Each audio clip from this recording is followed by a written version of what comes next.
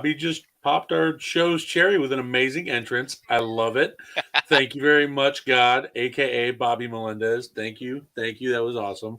I was kind of jealous because No Holds Barred. I was on last night as a guest, which Bret was too. They had a pretty cool entrance, and the next thing you know, I was like, "Yeah, Bobby, when we getting ours?" And bam, here it is. I love Boom. it, New folks. How entrance, you and I love doing? it. Thank you for being here.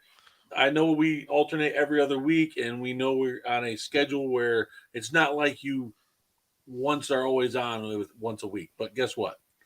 We're here. We're now every other 2 weeks. Still here. Bret's good. I had to wrangle him in I from mean, life because he was being a parent and a husband. I was losing the fight with my toddler, so whatever. But we have a special guest tonight that I'm very excited to have on. Bret, this is your guy. I want you to go ahead and introduce him. All right, so today we have a fun guest. For me, it's going to be fun. For Dave, it's going to be fun. We like to ruffle feathers around here. We don't like to. We like to tell it how it is. And Mystico and I have been talking for a couple of years, back and forth on Twitter. We started off like opposites, and then we both came to like the same understanding of how this team, how like the Dolphins are mainly, and we had a good conversation. We have good wrestling conversations. Even when we disagree, we both respect each other's opinions, and we've got to know each other more on a personal level. So, Mr. Co, I'll let you introduce yourself a little bit, give a little bit about your background. Just when you think you have the answers, I change the question. I mean, well, first and foremost, guys, thank you for having me on board. It's actually fun to actually be back in front of a microphone after, 14 years away. To make a long story short, because the past is the past, I basically had the pleasure of working at Sports Talk 790 in Miami for, 13 years. Worked for the Dolphins as executive producer of the radio broadcast for a couple of years when Saban was down here. And let's just say I have a pretty good connection with the team, or had, and still have some untapped sources. But, the past is the past. We might as well focus on the future and the present. And it's not that we hate the Dolphins. It's just that I just can't be one of these cheerleaders, rainbow in the sky type of fans that everything is positive, everything is great. Hell, if that was the case, we would have won a playoff game in the last 20 years just by even showing up and trying. So we haven't even done that. So, you know what? Let's just have some fun, ruffle some feathers, and hell, don't come at me with let's just have fun with it. That's all I can say about it. And thank you for having me on board again. It's not like we hate the Dolphins. I want them to go to the playoffs. I was happy they made the playoffs, even though, and they performed way better than I expected in that playoff game. They didn't get blown out. And I was like, well, you know what? I can't even be mad. But, it's like we want to see more from them. We just demand more. We want more. We don't want the mediocre anymore. And people call us not real fans, but whatever. I just want to see winning like I did. I mean, when I was a teenager, they still weren't really – they were underachieving, but they had that awesome defense in the early 2000s. They had that run game, and they would at least go to the playoffs and win playoff games. And I haven't seen them win since I was in high school. You know what the beautiful thing about the Dolphins is? That we're sitting here stuttering, trying to find a level of success that we can brag about before 1972, when most of us, we weren't even in our parents' love plans when they were winning Super Bowls. We were not even in the picture. No. What sucks is like the glory years, the Dolphins were like on a roll in the 80s and 90s and lighting it up. And we had a quarterback. Yeah. And they were at least a respected team. Like one of the teams that was always in it, whether they won it or not. Can I ask something about the 80s and 90s as an outside Miami fan, or outside of the Miami fan base? I got to ask. I heard Marino had the biggest ego, and that's why people didn't want to go through with him in the 90s. And he just rubbed people the wrong way. As somebody who can actually say that I have spent some time getting to know Danny off the field, let me put it this way. One time I had the pleasure of having dinner with the guy, and we went to Prime Runway 187 or something like that, restaurant like that in Miami. And the question is like, how do you get away with everything that you do? And his answer was point blank, I got $30 million in the bank. That's all you needed to know. And that's what made him basically a Hall of Famer and one of the best quarterbacks of all time. He had that killer instinct, that chip on his shoulder that you need, not like the Boy Scout that we have now playing quarterback. Emphasize the word Boy Scout. It's that killer instinct. It's like the same thing with Troy Aikman. Remember Troy Aikman when Jimmy Johnson left? He basically became the coach. He became that guy that was like, he was a prick. It wasn't fun for him anymore. He was holding guys accountable. And you see that snippet on the NFL Life of him just hammering the players, holding them accountable, and the coach wouldn't do it. And I feel like that's kind of what Marino was kind of doing, but he already had Shula there with him. So I don't know. I think I've heard that before. You can see it, and it's just I think it's true. But I still think I know he wanted Barry Sanders, and obviously that never happened because the Lions wouldn't trade him. That's pretty much accurate. I mean, if you're the Lions, I mean, can you blame them for not wanting to trade Barry Sanders, the only player they've ever had? I can't blame them for that. Right. I mean, Stafford was pretty up there in their franchise, and they still moved him. And they did block Calvin Johnson as well. He wanted out before he was ready to retire. Yeah, they only block so many players, or they block everybody. It's just sad because some careers go to waste, and Barry could have had a ring with someone else. Like, example, Dolphins, Dan Marino, it would have been hard to top that guy taking the snap and then having him in the backfield.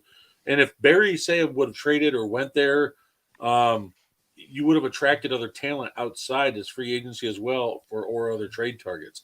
Like that would have been a huge stepping stone to making Dan play also a couple more years because we clearly saw he still had it though. When he retired, you could clearly see he could still throw the ball. Oh no, Danny, even right now, close to 60 years old, I mean, he can still throw out there and he can throw the ball better than the only quarterback that I would say in the league that right now that can throw the ball better than Marino. It might be Mahomes. Outside of that, I think Danny can, if he was just to stand there and throw the ball, he can outthrow mostly 99% of the NFL right now. There's no question about that.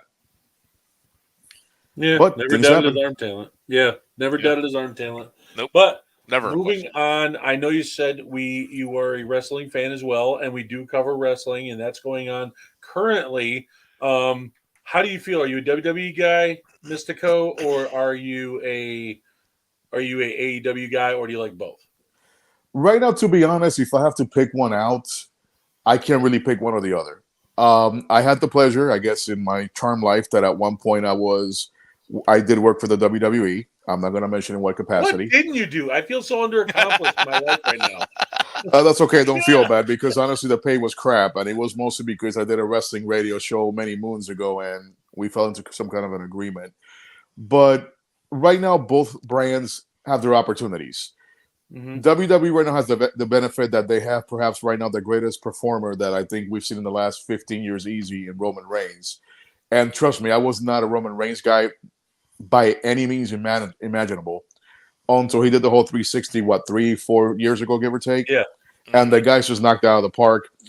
AEW, they're going to be able to get back on track. I don't know if you guys have checked out the Collision show on Saturdays, but basically the CM Punk show has basically made AEW watchable again. As far as the Wednesday night show, some good things there, but as long as the high school kids pretending to be a tag team, the Young Bucks are there, that's going to drag it down quite a bit. I like the Young Bucks. As Josh Kimmel calls them, the Hung Bucks. That's what I like the Young Bucks. You need help. But anyhow. I like AEW. Collision has been great. It's been CM Punk was never brought to me. Didn't say he was brought in for the wrestling aspect. He was brought in to draw fans, to draw people there and it's been great, honestly. Even though he's had a couple storylines and stuff like that, it's been great watching it, like how the people have gravitated towards CM Punk. And he's such a polarizing figure. People watch, hoping he gets his ass kicked or hoping he kicks someone else's ass. So it's great because either way you're tuning in. See, I gotta ask you a question, man. You say you like the Young Bucks. So I know that wrestling is theater of the mind, as I'm invoking my Roddy Piper here. How can you believe that two kids that are about 120 pounds can actually kick somebody's ass in real life? How is that believable, man? Well, so let me put it this way. When the Young Bucks, before they got injured, when they would do more high-flying stuff, it was more believable, more fun.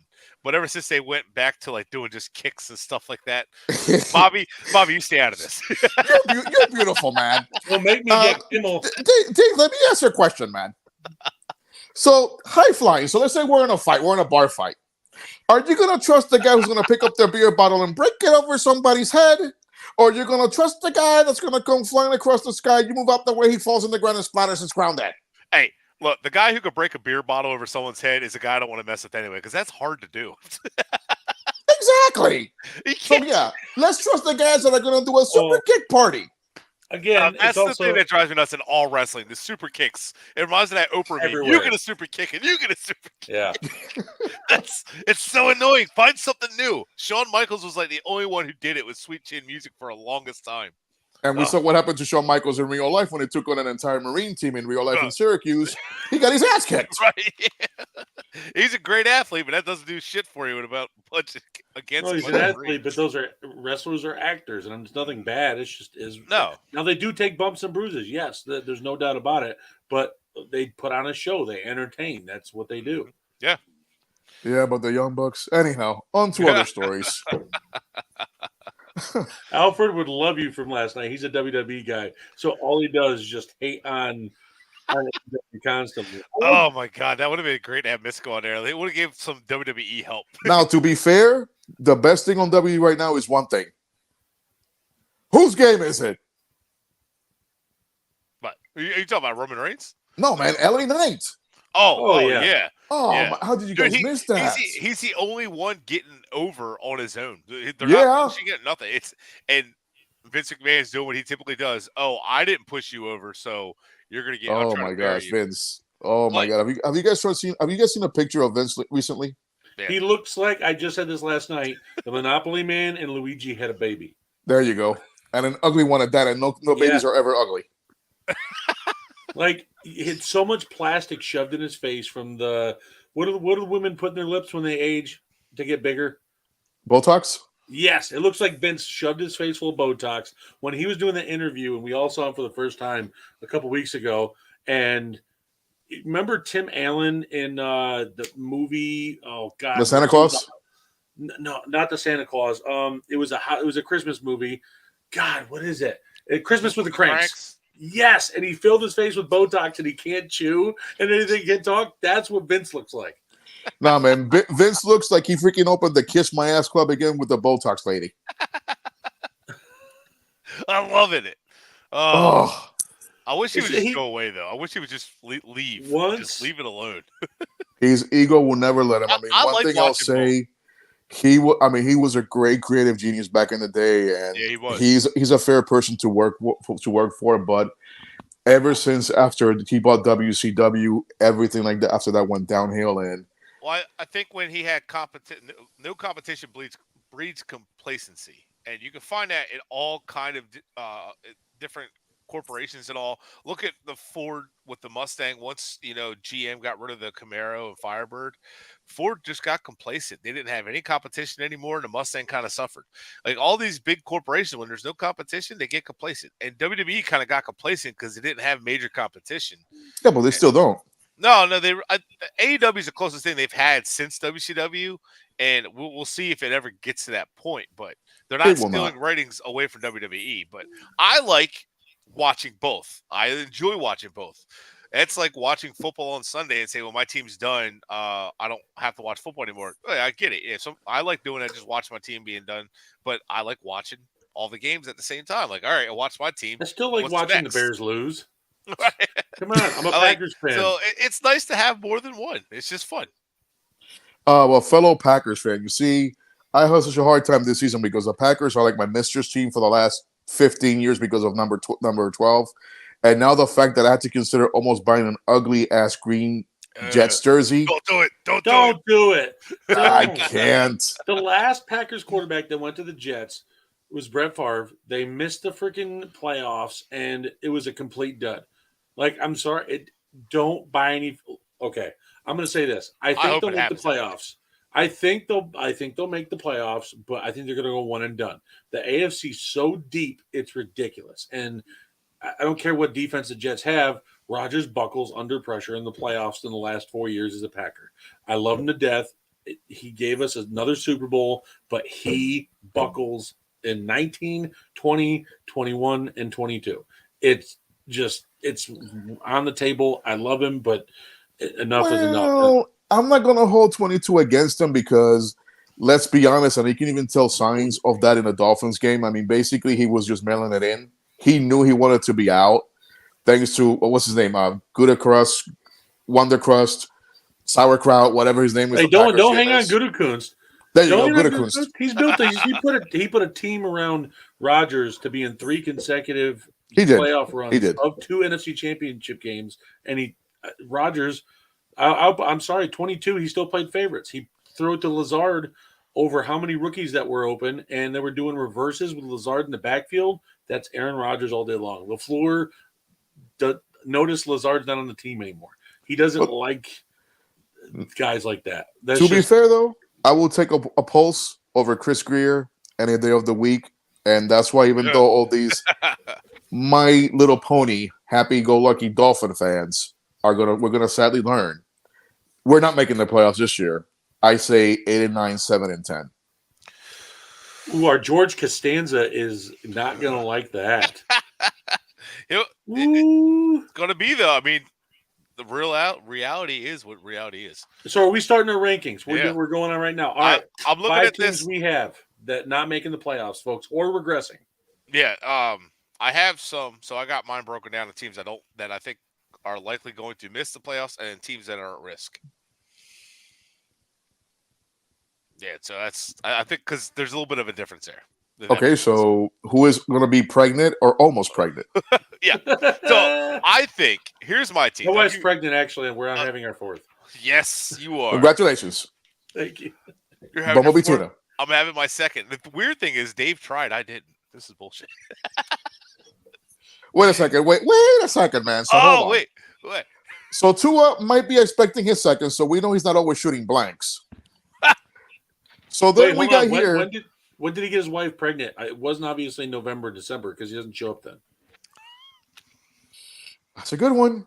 I'm not taking a shot at you. I'm just but wait a second. But wait, he was in concussion protocol, so he didn't know what he was doing. That's what it was. Oh man! All right, so family show, Dave. Come on, we're getting derailed. But speaking of derailed, I think the Jaguars, the Dolphins, the Vikings, and Giants all likely miss the playoffs this year. The Jaguars, why? Yeah, so I was actually talking to Misko yesterday, and at first I was like, yeah, I'm on the fence about the Jaguars. Then I got to thinking, I'm like, wait a minute. There's a lot to overcome and build on what they did. And they kind of had one of those overachieving seasons. I've seen the Dolphins do that quite a few times where they've won, like Saban. They started out I think it was they went one of the last 6. They were 3-7. One of the last 6 go 9-7. So the next year you're like, man, this is it. This team's going to roll. Next year they're going to hit the ground running. But they didn't. And I think the Jaguars, and I don't think they have a terrible season. But I think they might lose some of their footing and they might just miss the playoffs. But I think they're going to continue to improve and get better and play more consistent. But I think they might just miss the playoffs. Miami, the offensive line still isn't good enough. They really didn't improve the middle of the defense. It's still soft. Their pass rushers, they're relying on guys to step up, and they're relying on Tua. And it's all going to come down to him and him staying healthy and the backup behind it. I don't like Mike White's looked bad already. Mike White's not a good quarterback.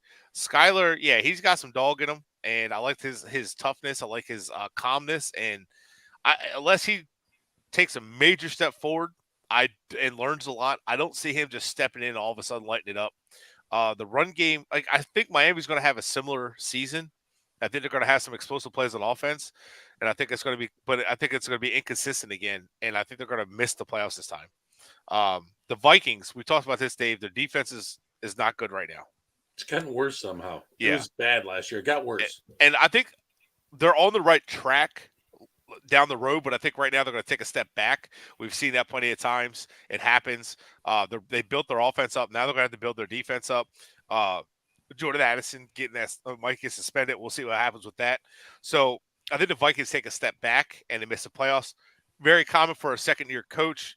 The defense falling apart. It's just a part of a building. It's not like an indictment on how the direction they're going. It happens. The Saints missed the playoffs 2 years after Sean Payton went the first year. They missed the next 2 years, and then they won a Super Bowl the fourth year. It happens. They build the team. It's the way it goes. Not saying the Vikings do that, but it's just a part of it. The Giants. They were 11-0 in one-score games, and that can Right. swing the other way next year in a heartbeat. Agreed. The Giants, the obvious reason, Saquon Barkley. Unless you have Barkley, who was the reason you won so many games last year, you're relying on Daniel Jones to carry your offense, and I just don't see him doing that. I don't see him repeating, and it was dumb to pay him. I think they screwed themselves. I like Brian Daboll. I think he had a team playing way better than that team actually is, and hats off to him because I thought he did a phenomenal job, but I just don't think the Giants repeat, and especially if they don't have Saquon Barkley, they miss the team or the playoffs. That was beautiful, man. Let's go. You want to go next? Well, I mean, I'll keep it short and simple and just being honest here. I would give anything, almost anything, to see the Dolphins win a Super Bowl. But realistically, there's one constant theme throughout the whole offseason. This team has become too centralized on Tua. And Tua is a great kid. Nobody can say, you know what, he's not a good role model.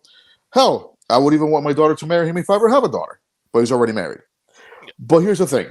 Everything is if Tua is healthy. Mm-hmm. When is the last time that Tua has been healthy? And like you made the comment at the beginning a couple minutes ago, when has he ever shown up when it matters in December and January? Not just the NFL, but even in college in Alabama. In Alabama, let's be fair. And the Tua cheerleaders are going to say, oh, no, you hate Tua.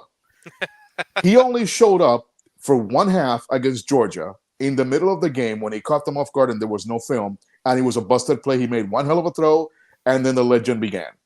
But after that, when he went up against Burrow and Lawrence late in the season, what happened? He got destroyed.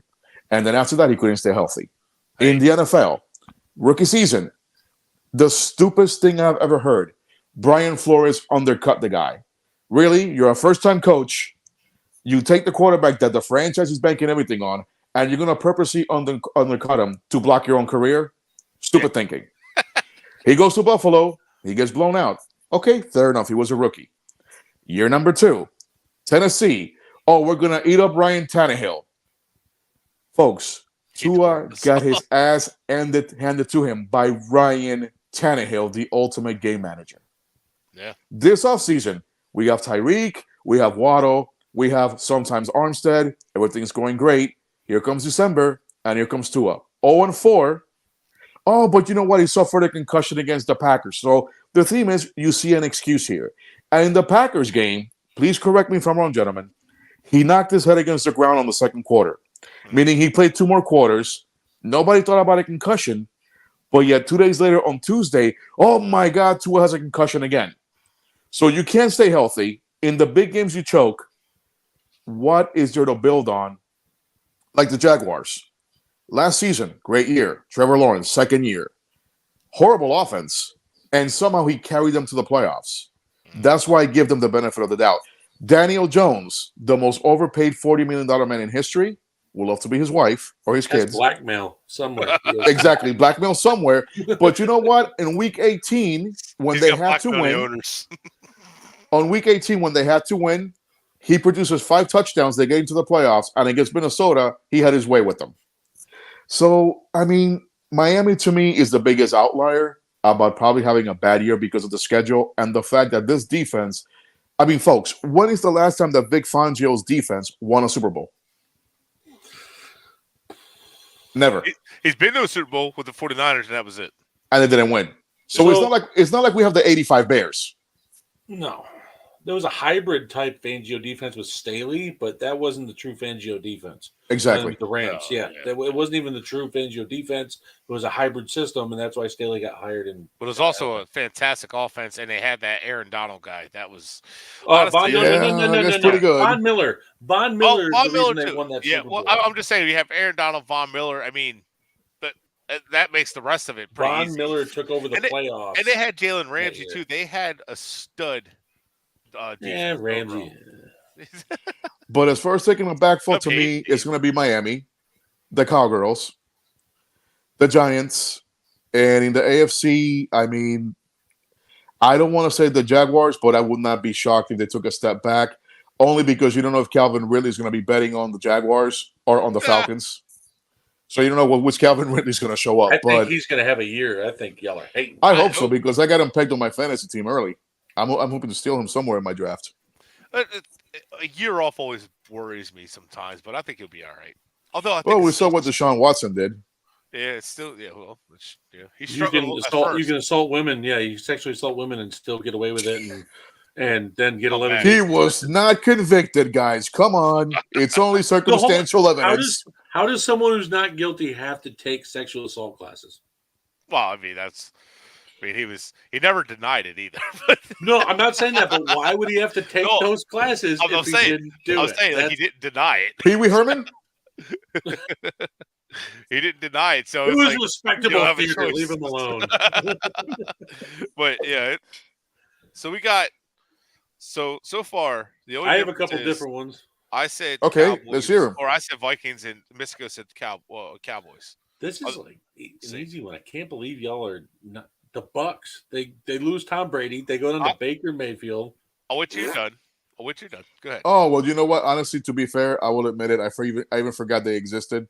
My bad. Did you really just say the Bucks? Please, Brett. If you swear to God, if you think the Bucks are going to win the division, nope. I'll get there. Okay. I'm just making sure. No. Because are we drug testing before the show? By the way, what's in this? No. No. I'm not saying the Bucks make the play. I'll get where I'll go with that. I'll show you. Wow, the Bucks make the playoffs. That's a solid. I don't think they make the playoffs. Bucks are not making the playoffs. So Bucks miss. No. All right. Bucks get worse because Baker and Trask are huge downgrades from Brady, even falling off at the end of his career. It just is what it is. And Brady still made the playoffs. It just is what it is. Like, he still made the playoffs, even as bad as he was last year. But the Baker is just not it. Like, I get it. He's a bust now. I have no problem admitting that, because I was a big Baker guy, but he just traveled place to place to place, and he acted like he had to have the perfect situation. If you're a good quarterback, you make do with what you got, and you're still going to be good. Trask is a bust. Well, I will say what the thing with Baker is, if you have a starting quarterback, Baker is a fantastic journeyman to fill in between. He's one of those guys you can come in, he can win you a couple games. Trask isn't it. You know what I mean? No, Trask is not it either. So Buccaneers, he hot swamp garbage.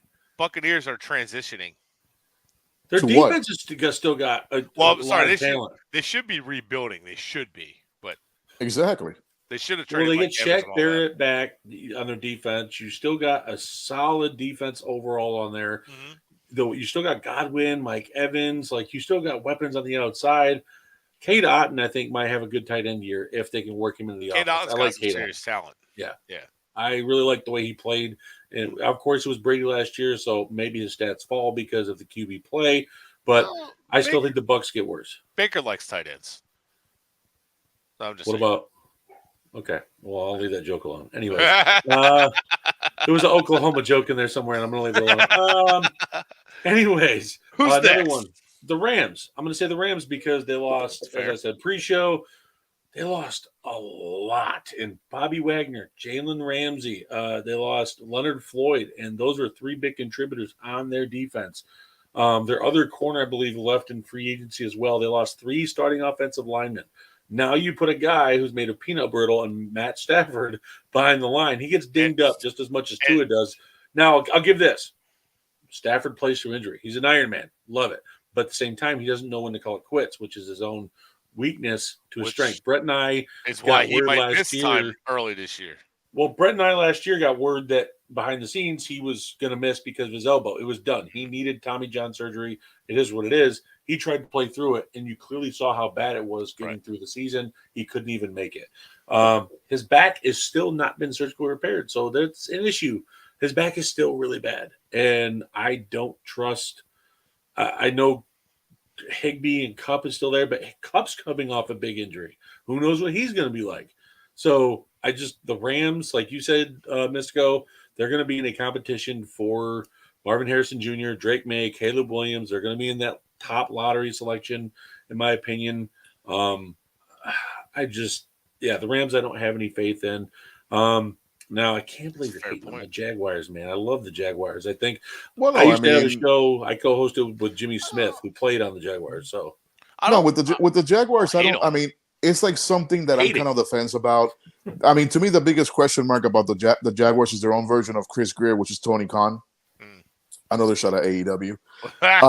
But at least the Jaguars, they did the right thing. Wow. I mean, by getting the guy in Trevor Lawrence. The one guy who I'm going to really be intrigued by this year is going to be Travis Etienne. And to see how they're going to utilize him, because as we saw last year, as the year wore on, he was not very reliable as the carries were on to go between the tackles. But he's going to be one hell of a PPR guy in fantasy and in the NFL. He is basically a mismatch waiting to happen. But his problem in Clemson, durability.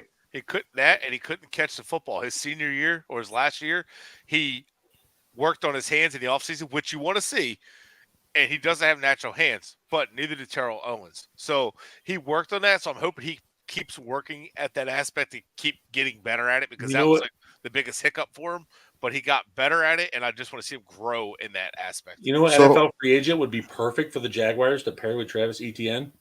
Dalvin Cook? Kareem Hunt. Oof. And that also talk about a forgotten guy. Catch the ball, catch the ball, run between the tackles, and it would free up Etienne to be healthy for plenty of snaps in the game. He just ran that offense too. He's run that offense for a long time with Stefanski, because Stefanski was under Childress for a while. Doug Peterson and Childress all Andy Reid. How do you think I said it? So I didn't think about that. That's actually really good. And he's been up north playing in the cold. He may want a change of warmer weather. Just saying. But look what Doug Peterson did with that offense when he was in Philly, and the running backs he had, and how good he did in that aspect. Big so Dick Nick. I like ETN in that system and what they have. I like what the Jaguars have. I just don't know that they have it put it all together. They have a lot of talent, but I think they're still young, and I think they might be figuring it out. They might get in the playoffs, but they have an underrated trio of wide receivers: Calvin Ridley, Zay Jones, and Christian Kirk. I would take that any day of the week over what a lot of these locker rooms have that don't even have a true wide receiver 1 or wide receiver 2. They're good, but I mean, none of them are Calvin Ridley. Wait, to play quarterback, you need real receivers. But really. You need to have decent receivers. You actually have to show up in November, December to do that too. But that's true too. Okay, I like the weapons that they have, but I just think that they have a chance of missing the playoffs and taking a step back because they overachieved. But go ahead. You gotta pick one, man. Are they gonna make it? Or are they gonna get out? Or you gotta pick one. I think Jaguars are in. I think they're gonna win the division. division. They just miss, but I'm not hating on them. Well, look at the division. I mean, the Colts. We don't know what Anthony Richardson is. He could be the next coming of Vic. He could be this big athletic quarterback we don't expect. He's wrong. Jamarcus Russell. I don't know what the Colts are. No, I don't think he's Jamarcus. Anthony Richardson's too invested in this game. He's already above Jamarcus in my book because he's so invested. Jamarcus wasn't. That's the problem. I don't know what Anthony Richardson's going to be, but I also don't know what the Colts are going to be. but so that's the thing. Right. The division's pretty easy because of Titans, Houston. Texans, Colts, yeah. Well, Jaguars can easily make the playoffs. Yeah, they could. Texans aren't going to win the division, but they're going to be a lot more competitive than they were last year. See, now that you touched that division, the one team that people are overlooking and making fun of, that all joking aside, I feel can make a run, is Tennessee. Yeah. With what? If they can get, well, I'm going to get to that. See, if they can get an 85% of DeAndre Hopkins, all joking aside, along with Burks, but see, these were Ryan Tannehill, and I cannot believe I'm going to say this, comes in pretty handy. Tannehill is not going to carry you, but he's not going to lose you the game either if he has the right supporting cast around them. And let's not forget, they still got Vrabel as coach, and their defense can still be compatible. So, again, the My Little Pony Rainbow Bright Dolphin fans are going, oh, Tennessee's not going to do anything. Folks, the last time that Tennessee was a contender, they smoked us 31-0. Mm-hmm. And they were the number 1 seed in the AFC. Granted, Tannehill showed up and became Tannehill, but you know what? I cannot dismiss that signing for Hopkins and just say they're going to go away. There's going to be like a transformer. There's more than meets the eye there. And I think Hopkins helps Burks out quite a bit. And I think Derrick Henry is also going to be helped out there too. So it's going to give them they took a step back. Losing A.J. Brown hurt their offense pretty bad. So did Malik Willis, but that's another story. Yep. So God, I still can't believe they took him. They said he's having a good camp. Neither can they. We'll see what happens. Okay, what kind of good camp? Well, Mitch Trubisky trying to hype him up in the all-season good camp that he's really To get still trade bad. value? yeah, Basically. that's all it is. That's all that is. Like Kyle Shanahan Well- hyping up Sam Darnold to Will get a Levis- good Actually, trade out of wait. him. You know who also has a great summer camp in the park? Tua. A guy that works out with his trainer all the time. Tua. Don't make fun of Jordan Love. He does that a lot. Much. Hey, he works out with a quarterback coach. Oh, Anyway, Well, he works Oh. out. He works out with Steve Calhoun from QB's Armed and Dangerous. so So Dave, you got Buccaneers, Rams. Who are the other two? Miami is another one. I Clean get sweep the- of the Dolphins on the Dolphins Found It Network. Bobby's going to cut our show. It's okay. It's not the first time. Bobby's going to fire us mid-show. So it's because obviously the elephant in the room, i.e., also elephant, pun intended, for Alabama Roll Tide. Tua, what's the best thing about a player? Availability. And if you don't have it, Misko mentioned this earlier. If you're not there, it just doesn't do anything. Yes, it sucks. It came down because he got concussions, and he had really bad ones at that. But the fact is, he also keeps coming back, to my opinion, too soon from them, and that's why they keep coming back. He's more prone. I've learned you're more prone to them once you have them in a very short period of time that quick, and he's done that. So now, if he has another one this year, what happens? Like, I watched Sam Shields for the Packers as a corner have 3 concussions in a year. And he had to sit out the following year to rehab himself and then come back and play for, God, I can't remember. I think it was the Seahawks. I think it was. It was a shell of his he former didn't. He self, didn't dude. last. He But didn't last very he long had after to that. rehab himself, his mental health, and actual with that for a whole year. So what do the Dolphins do if he gets another concussion? They have no choice to sit him down for a year, especially if it's anywhere close to the fencing incident. See, but here's the scary thing about Tua. All joking aside, and he's not being a hater, he's just being serious. He doesn't get hit an awful lot, and that's what people overlook. And then for people to come out with this hogwash that he's going to be hanging out with Hong Kong Fui and learn jiu-jitsu and learn how to fall. All proper. I mean, seriously? I spent 3 years of my life working for the WWE where guys fall for a living. And guess what, folks? You don't learn how to fall, no matter what you do. But hey, we're the haters. But I mean, like, you can learn how to break fall. That is a thing, but you don't really learn. But when you're throwing a football, you can't always use your arms and hands to protect. You do the best you can. You protect yourself. His problem is he hangs onto the ball and puts himself in danger too often. So that hit against the Bengals, there was a clean pocket. He rolled out and then ran back to trouble. Throw the ball away. Mm-hmm. I'd rather be pissed off that you're throwing the ball away. We have to punt than be pissed off that you ran back and got yourself knocked out of the game. Like, that's a scary situation. I don't want to see the quarterback get decked like that. I mean, I'm not saying I would want a different quarterback, but I don't want to see Tua get injured to the point of ending his career to get a different quarterback. You know what I mean? I know this is a football segment we're doing right now, but I'm just letting anyone know, if you're not watching SmackDown, watch. It's the rules of engagement section. I'm recording. All I'm saying is it's happening right now. That's all I'm saying. And technically Roman speaking, versus Roman is happening right now. I've been indirectly watching the Ring of Honor pay-per-view for free, so it's like we're getting everything filled up here, folks. If you want to watch this while we watch us, we can do that at the same time. Yeah. There you go. Play-by-play, ladies and gentlemen. So, sorry to interrupt y'all. I just want to give that. You're good. You got one more team, and I know who it is. You're saving them for last. I know who it is. Oh, it's Minnesota. That's just a Packer fan in him, you know? No, okay. So I said it before: 11-0 in one-score games. That could swing an entire different direction next year, and they're first-place team, so they're getting first place among the divisions. Talent versus them. That's teams like Philly, NFC West. You're getting the 49ers. I don't care who they have at quarterback. They can probably beat the Minnesota defense. Bring out Josh Johnson again. It's going to happen. And plus, Kirk Cousins has proved, okay, he's an awesome regular season QB. He can get you a division title or two, but then he falls apart. He let Daniel Jones outperform him in the U.S. Bank Stadium, which has been waiting for a home playoff game since the Stephon Diggs helmet chuck in the overtime game. It's been a little bit. Yeah, so that's my issue is talent leaving, like Zadarius Smith getting traded after he just wanted revenge on the Packers. It was clear as day, and now he says, all right, I'm out. See, I want to go somewhere else.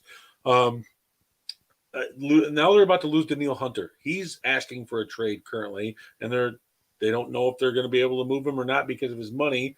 I'll get to him. I was just doing defense. They cut Eric Kendricks, which is mind-boggling. This guy is still a top 10 inside linebacker, a stud. I love Eric Kendricks. And now he goes to the Chargers. And now the Chargers defense, which was lacking, gets to be next to Kenneth Murray, who's a nice up-and-coming rookie. Pair those two together, that's going to be a solid pairing. So you lose him. Now you get, what, Jordan Hicks? Boy, oh boy. Hey, he's a Super Bowl winner. Somebody got Taco Bell? Anyways, that's what Vikings do. They collect Super Bowl winners from other teams since they can't win one on their own. Buffalo Bills. I don't know anything about that. So anyway, but there's more. Patrick Peterson. He was still a above average corner last year. Yes, he was. And there's nothing left at corner right now. Like if you go look, there's nothing. And then they have Louis Sine, who they got from Georgia, and he proved nothing before he got hurt last year. Harrison Smith has taken a step back. That defense is going to be – listen, I love Brian Flores. I wanted him as the Packers DC this year if they could have got him. Didn't happen. But guess what? He has to work and mold literal shit. Piles of shit he has to mold into something. He might do it, but I don't know. Well, he's done it before. Let's be fair. He did it once or twice. There was still some talent in Miami. That's my point. There was some. There's nothing. They lost Dalvin Tomlinson on the defensive line as well. That's another name I was forgetting. A really good defensive lineman.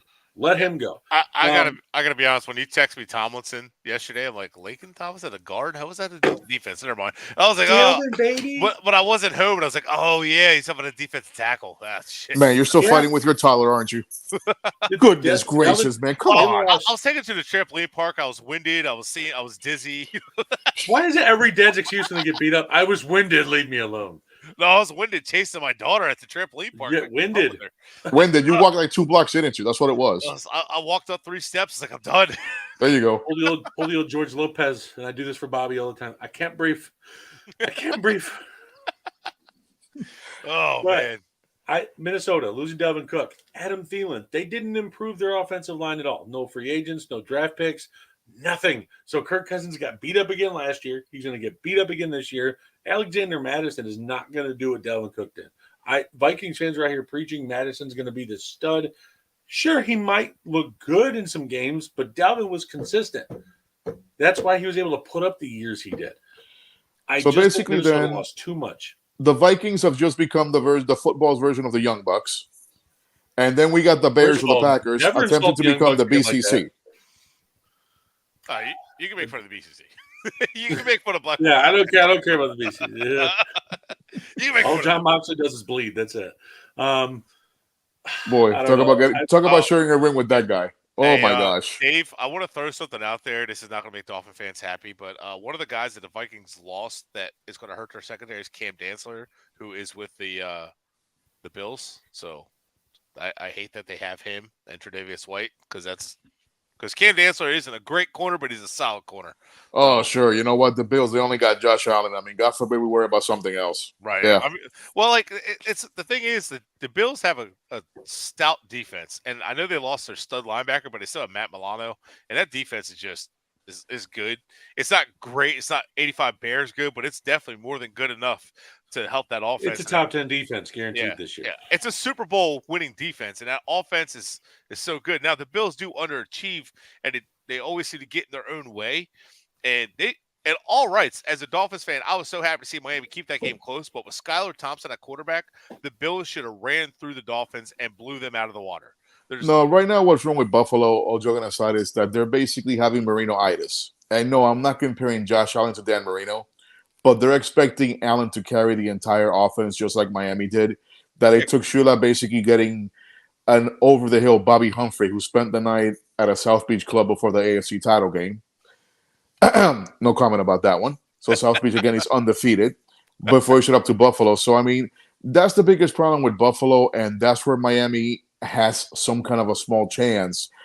But I mean, I think without the elephant in the room, what really has Miami cornered this year, as far as making the playoffs, is the schedule.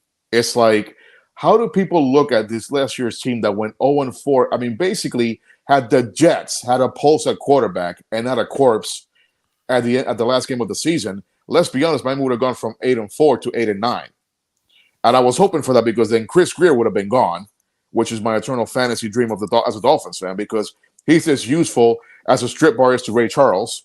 Well, that's another story. I mean, gosh, man. Oh, Chris Greer. We could have had Justin Herbert, Justin Jefferson, Jonathan Taylor, the 3 J's, and the triplets. And instead, we got Tua, Austin Jackson, and Igbo. You can't beat that, folks. Igbo. Austin Jackson's still not sure what we got with him at tackle. Still don't know what we got with. We got a turnstile. That's what we got. Quarterback. We still don't know. Oh, we know what we got with. Excuse me. We know what we got with Igbo, who's just toast. Igbo's a good kid. He really is a good kid. He is. He's a good athlete. Being a good person doesn't lead to being a good player. But if they had got Herbert and Jefferson, does it hurt as bad taking Igbo? No, it doesn't, because you basically have the number one receiver in football playing with Justin with Waddle. Mm-hmm. Oh yeah, I'm depressed already. Yeah, never mind. Yeah, but what I was saying with with the Buccaneers, the reason I didn't mention the Buccaneers or the Packers is because I already had them as a team that's obvious. They're too obvious. We knew losing both teams had to throw a slate of Green Bay. Didn't yeah, man, really against the Packers, bro. We know they're going to have a decline. That's what I mean. That's why I said. That's why I wasn't going to be like, oh, that's too easy. Yeah, they lost Aaron Rodgers. The Buccaneers lost Tom Brady. It was too easy there. I was like, it's too low hanging fruit. It's like I don't know. I'm not going to use that. That's why I was like, hang on. There's a reason I didn't say the Buccaneers, because I felt that they were more obvious they'll miss them. Now they still, like you said, a good defense, and yeah, obviously stranger things have happened. I just don't see them making the playoffs. All right. Question. You want to put money on that? What? That the Buccaneers miss? No, the Packers. No, because I'm not 100% sold on. How about this? Bret said they might make the playoffs before, so that's why he won't take that. See, I was hoping to bring a little wrestling bet to the show. Oh man! And I was going to say beard versus beard. The Packers make the playoffs. That's me. And when Bret loses, he can shave his beard, or I'll shave mine when we lose. Hold on, question. I can't do it. I can't do it. Coward. I already love you, bud, but your beard is peach fuzz right now compared to Bret and I's. That's not beard. Oh no, that's why I want him to lose it. I can't do it. It's hideous. I would have to do a show with no camera. I've seen Bret with no beard hair, and I'm like, holy dear Jesus. Dude, I look so weird. I just showed a friend of mine a picture of me without a beard. He was like, holy shit. He knew me back in the Air Force. He was like, holy shit, I actually forgot what you look like without a beard. I think his wife might hate us. Never mind. I actually she would hate it. Definitely hate it. I was hoping you put him on the spot just for the heck of it. See, now, okay, so I'll give my assessment of Green Bay real quick. Little 1 minute thing. They don't have Rodgers. Obviously, it's a new era. It's Jordan Love time. They invested a first-round pick in him. Now, I understand with like NFC North rival fans, Vikings, Bears, Lions, just say, oh, he's going to suck. He has to sit. It's like they all forgot Rodgers sat for 3 years. He didn't look that good where he is like 4 or 5 years ago. When he first came to the NFL, he had to rebuild his throwing mechanics. He had to rebuild his throwing motion off his platform as well. He had to redo everything. So when he came in 2005, when he came into that Dallas Thanksgiving game in 2007, that was a totally different quarterback. And Love showed that in the Philly game. I'm not saying he needs to be elite, but if he can be a above average game manager, like for this team with a top 5 running back duo right now with A.J. Dillon and Aaron Jones, with a young wide receiver core ready to prove themselves, and a defense that has talent little all over the board. Now, safety is still a big issue for us, but corner, defensive line, linebacker, edge, it's all there. I think with already the run game and the defense, it's around 5 wins right there. You add in Love. Dobbs. I think I not even Dobbs, but if you even had, you know who I love? I love Watson and Dobbs already, but there's two guys that I think is going to bust out this year, and they normally have to wait to develop. It's Jaden Reed and Luke Musgrave.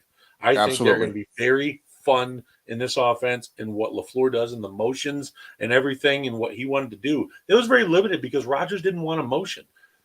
He didn't want that. LaFleur had to force that on him. So like Rodgers, I watched that whole interview of Rodgers, and he didn't want to do the motions. He liked the West Coast offense, and this offense is very gimmicky with the motions and stuff.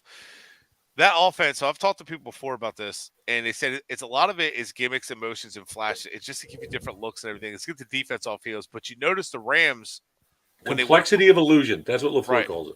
But when you went from with McVay, when you went from Goff to Stafford, all of a sudden you went from like a lot of motions to we're going to motion, but we can just line up and play at the same time. And the reason they did that is because Stafford could just throw his guys open. And Stafford had the balls to say, I'm going to rip this. So it gave you more flexibility and versatility. The same thing with Rodgers. But Rodgers didn't want to do that, like smoke and mirrors. He was stubborn last year. Yeah. And he wanted to just line up and play. And he was stubborn the entire time with LaFleur. Then he kind of gave a little bit. But Rodgers was right. Well, when we need tempo to 2 minutes, stop calling motions and shit. Like, stop. Let's just line up and play. And LaFleur was still wanting to do it. When Rodgers, that's where him and Rodgers butt ahead. Rodgers like, look, I can just line up and play and run tempo. Let's stop with the motions and bullshit. Let's just run tempo, and I'll find an open guy. Rodgers has that talent to do it. He's no longer coaching Tannehill, LaFleur. So I think that was like the big hang-up. But you're right. Rodgers is too stubborn. And now with Love, they're going to run a lot more smoke and mirrors, a lot more of the motions, a lot more of the – and I love the fact that they got two good, talented young tight ends. If they both hit, great. If one hits, whatever, you took a risk. The Ravens have done that for years. They've doubled down on tight ends. Hell, they draft like something stupid, like 6 tight ends within 5 years or something. They got Mark Andrews and Hayden Hurst in the same year. Yeah. They drafted. They always draft. They did it before too with the kid out of Delaware and another tight end. What's up, Moya? So they've drafted a lot of tight ends, and it just works. But it's their system, and I don't know. We have Durham Smith. Yay!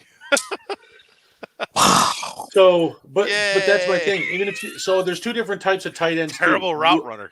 Tucker Kraft, who they got in the later round in third, he's more of like, and I'm not saying he's going to be this, but he's that type of tight end. He's like a Heath Miller, in line, run blocking, but will run up the seam 8 to 10 yards, turn around, get you a first down on the catch, rumble for some yards after. Heath Miller was known for that, and he was amazing at it. That's what this offense asked for, though. But Musgrave is more like a Kittle.